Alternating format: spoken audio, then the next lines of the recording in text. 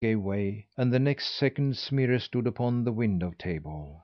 Garm Whitefeather, who didn't have time to fly away, he killed instantly. Thereupon he jumped down to the floor and looked around for the boy. He tried to hide behind a big oakum spiral, but Smirre had already spied him and was crouched for the final spring. The cabin was so small and so low, the boy understood that the fox could reach him without the least difficulty. But just at that moment the boy was not without weapons of defence. He struck a match quickly, touched the curtains, and when they were in flames he threw them down upon Smirre Fox. When the fire enveloped the fox, he was seized with a mad terror. He thought no more about the boy, but rushed wildly out of the cabin. But it looked as if the boy had escaped one danger to throw himself into a greater one. From the tuft of oakum which he had flung at Smirre, the fire had spread to the bed hangings. He jumped down and tried to smother it, but it blazed too quickly now. The cabin was soon filled with smoke, and Smirre Fox, who had remained just outside the window, began to grasp the state of affairs within.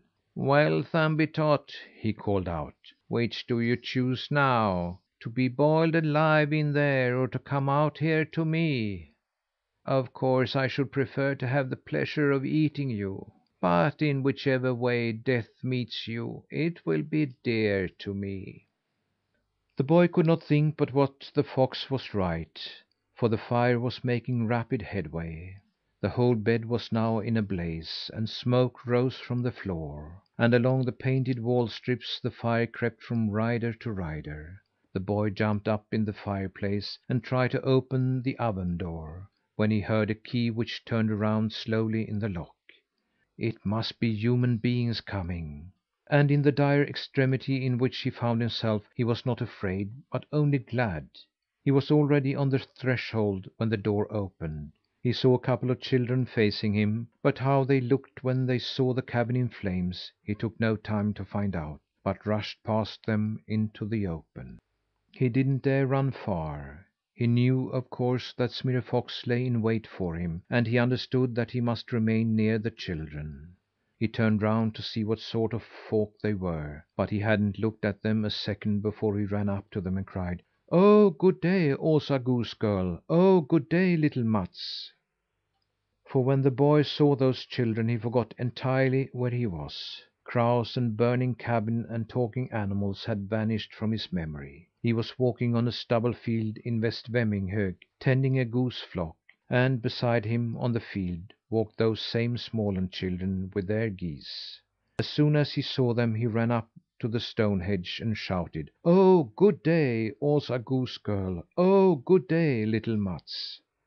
But when the children saw such a little creature coming up to them with outstretched hands, they grabbed hold of each other, took a couple of steps backward, and looked scared to death. When the boy noticed their terror, he woke up and remembered who he was. And then it seemed to him that nothing worse could happen to him than that those children should see how he had been bewitched. Shame and grief because he was no longer a human being overpowered him. He turned and fled, he knew not whither. But a glad meeting awaited the boy when he came down to the heath.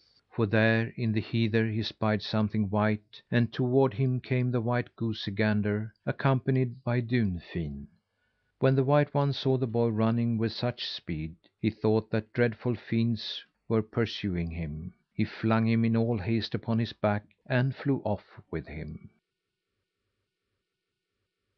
End of the Crows. Read by Lars Rolander.